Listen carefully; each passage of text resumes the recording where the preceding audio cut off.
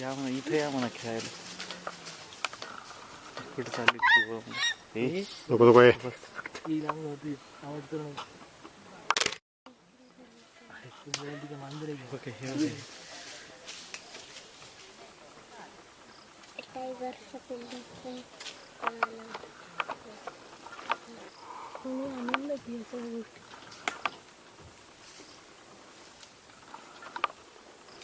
ते डबे पावाने चालायचं शिकतायत बघा ना.